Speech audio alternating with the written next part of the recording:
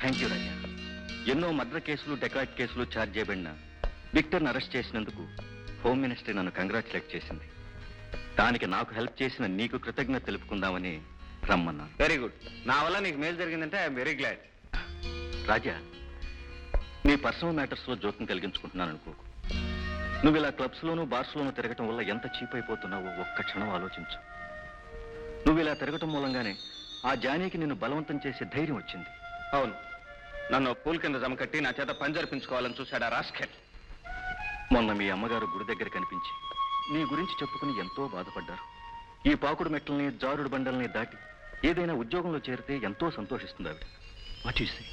అవును శేఖర్, అమ్మ బాధపడుతుందని నాకు బాధ లేకపోలేదు. రాజా, కొన్నాళ్ల పాటు ఈ ఊరు వదిలి ఈ వాతావరణం నుంచి, ఈ స్నేహితుల నుంచి ఎటైనా దూరంగా వెళ్ళిపో. కొత్త జీవితాన్ని ప్రారంభించు. మా రాజాని చూసి మేము గర్వపడేలా ప్రవర్తించు. సమర్థుడైన బిడ్డను కన్నందుకు మీ అమ్మగారు సంతోషపడేలా చెయ్యి.